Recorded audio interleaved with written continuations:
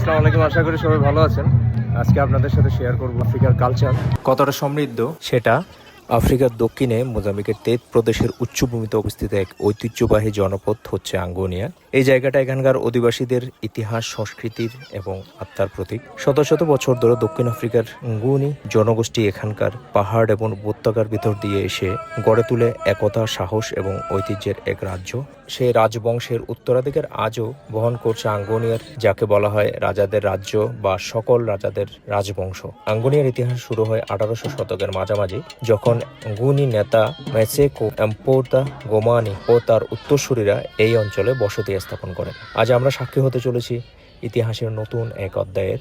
রাজা জিনতাম্বিরা পাঁচ আজ সিংহাসন অধিষ্ঠিত হচ্ছেন। তার আগমনে বাতাসে ভেসে আসে আঙ্গোনি ঢোলের ছন্দ আর সাংস্কৃতিক গানের সুর।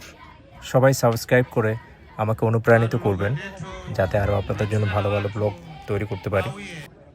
রাজপরিবারের সদস্যরা রাজার মঞ্চে উপস্থিত, রাজাও উপস্থিত হয়েছেন এবং তার পরিবারের অন্যান্য সদস্যরা সবাই এখানে উপস্থিত আছেন। এরই মাঝে চলছে সাংস্কৃতিক অনুষ্ঠান। নৃত্যের তালে তালে বিভিন্নভাবে রাজাকে মনোরঞ্জন করছেন তারা। রাজার মঞ্চের পাশে বিভিন্ন গণ্যমান্য ব্যক্তিবর্গ উপস্থিত আছেন। আমিও ঢুকে পড়লাম সেখানে। জিনতাম্বিরা চার ছিলেন একজন রানী, যার নাম ছিল জাসিন্তা মার্কস দামা। তার শাসনকাল ছিল 2010 থেকে 2025 সালের মার্চ পর্যন্ত। তিনি প্রথম নারী শাসক যিনি আঙ্গোনি রাজবংশের নেতৃত্বে আসেন। তার মৃত্যুর পর আজ নতুন রাজা হবেন জিনতাম্বিরা পাঁচ, যার পদবি হচ্ছে ইনকোসি ইয়া মাকোসি। তার মানে হচ্ছে রাজাদের রাজা।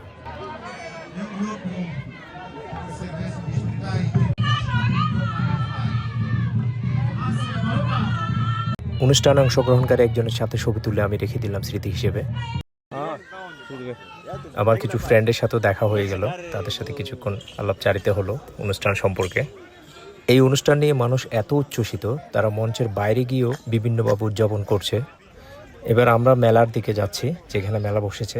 তাদের ঐতিহ্যবাহী কিছু অলংকার বলা যায় এবং বিভিন্ন ধরনের কাপড় চোপড়, বিভিন্ন ধরনের চুড়ি, মালা সবই আছে ওদের সাথে। হাতের তৈরি ব্যবহারের জিনিস।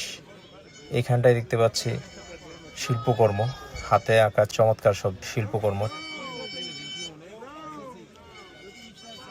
মাছের শুটকিও বিক্রি করছে এরা, যেটা তাদের খুবই পছন্দ। এরা শুটকি মাছ খায়, কিন্তু আফ্রিকার মানুষজন 200 করে বিক্রি করছে একটা।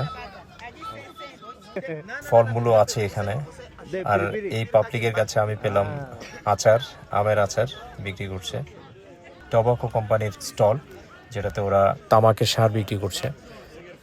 ওদের আর্মি যারা আছে তারাও স্টল খুলে বসছে বিভিন্ন ধরনের সবজি এবং সম্ভবত আচার নিয়ে। আর এই জায়গায় যেই জিনিসগুলো বিক্রি করছে এগুলো হচ্ছে তাদের ঐতিহ্যবাহী ঢাল, পশুর চামড়া দিয়ে তৈরি, যে তারা সবসময় হাতে রাখে, এবং মুকুটও আছে, সাথে অন্যান্য জিনিসপত্র ঐতিহ্যবাহী। অসাধারণ চমৎকার একটা মেলা বসেছে এখানে। এইখানটায় দেখতে পাচ্ছি চিকিৎসা সেবার স্টল। তারা এখানকার বাসিন্দাদের স্বাস্থ্য সচেতনতা সৃষ্টি করছে।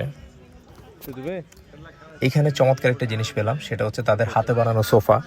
চমৎকারভাবে তারা বানিয়েছে, দেখতে অনেক সুন্দর। এটা হচ্ছে ড্যাংলার, যেটার মধ্যে লাইট রাখা যায়। আমি একটু কথা বলে দেখছি ওদেরকে, কোনটার দাম কত দিচ্ছে না দিচ্ছে। এগুলো পাওয়া যায় না, কিন্তু হাতে তৈরি জিনিসপত্র সব আশ্চর্য রকমের সুন্দর।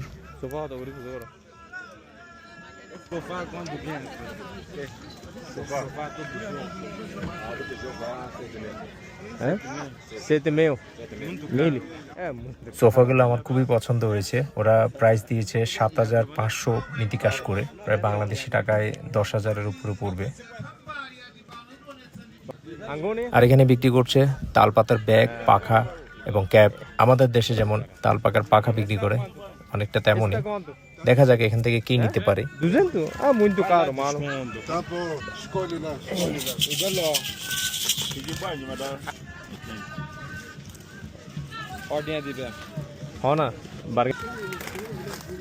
Chapéu garante 300, 200. Esse aqui é 300, tu vai fazer 250. Esse é 300, é? Sim. 200. Esse tá 300. Mobile রাখার জন্য ব্যাগও বানিয়েছে তালপাতা দিয়ে ওরা। 150, não é 60. Esse quanto? É o mesmo preço aqui. Esse Descontar, mano, descontar. Vou levar é de duas. 400, estou a fazer 300. Esse aqui é de 200, estou a fazer 150. Total quanto? Total é 450. Mano, pode levar dinheiro. Vai ver.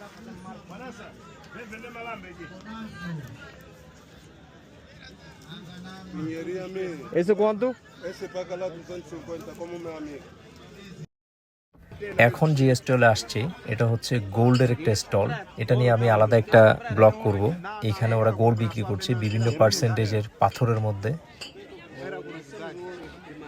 অনুষ্ঠানের সমাপ্তি ঘোষণা করে বিভিন্ন গণ্যমান্য ব্যক্তিবর্গ সবাই যার যার জায়গায় চলে আছে, রাজাও গাড়িতে উঠে বসছে। আশা করি এই ব্লগটা সবার ভালো লেগেছে। যদি ভালো লেগে থাকে সাথে থাকবেন।